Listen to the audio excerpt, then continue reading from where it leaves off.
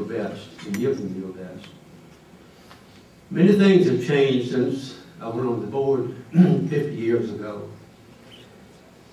When I first went on the board, we spent probably half an hour to an hour once a month going over the certain things we had to take care of. We would receive our minutes from the previous meeting. There was only one sheet of paper by the clerk of court, was our clerk. At the time, everything was real simple. We had all our expenditures on another sheet of paper that we would go over. I'd been on the board about a couple of months when the chairman of the board brought to our attention that the treasurer had made a $3.48 phone call. Well, I only had one phone in each office then.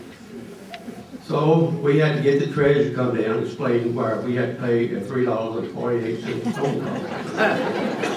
Well, he did a good job, so after debating this a little bit, we decided we would refund him his $3.48. At that time, there were only 18 people in Campbell County serving 30-some thousand people, elected officials and their workers. The largest department was the Sheriff's Department, which had 5 people, including the sheriff. There was a total of 18 people serving in this capacity. In the Social Service Department, we had 2 1/2 workers. Part of the people that were recognized as workers only served a few hours a week, so we included that was 18 people, full-time staff, including 1 janitor. We had, like I say, we had a budget to go over and work. And then, as the President I told you, made it very simple. We would ask our treasurer to work up a summary of what he thought we would need for the next year. We would spend approximately 3 to 4 hours in a private home. Go back to work on Monday morning when we had the regular meeting, and it was already approved. No one really contested the Board of Supervisors' action. So we made it very simple and sweet.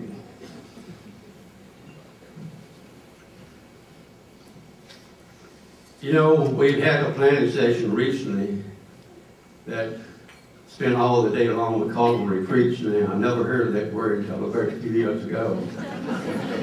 The staff, we have a wonderful staff, and I have wonderful workers I've worked with. And in this meeting, it brought up about why didn't we raise taxes in Campbell County?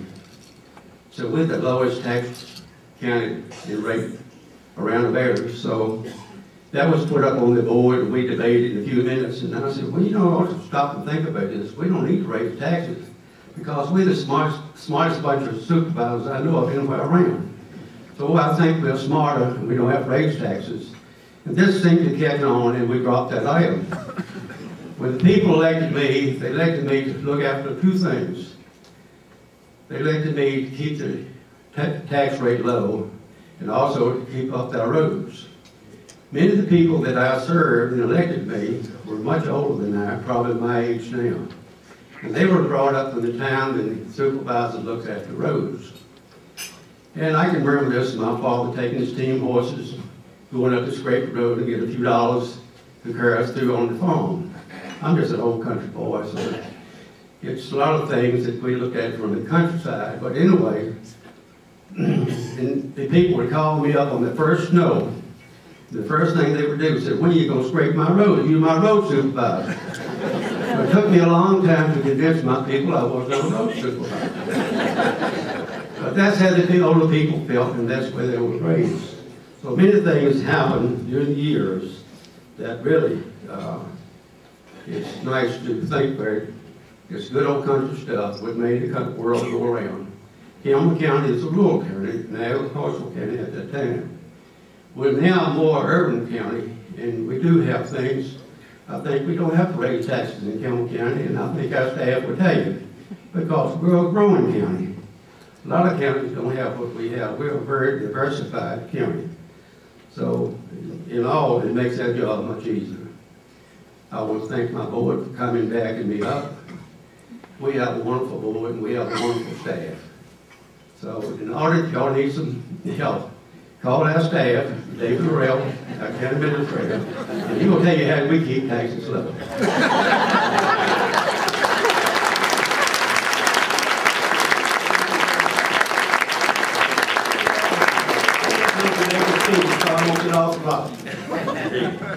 Thank you very much.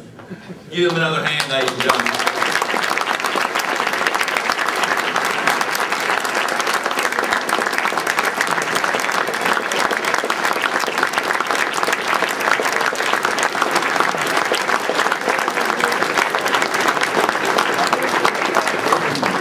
Ladies and gentlemen, all I can say is, my gosh, I hope I look and act like him and as bright as he is at 83 years old. Is he amazing or not? Amazing.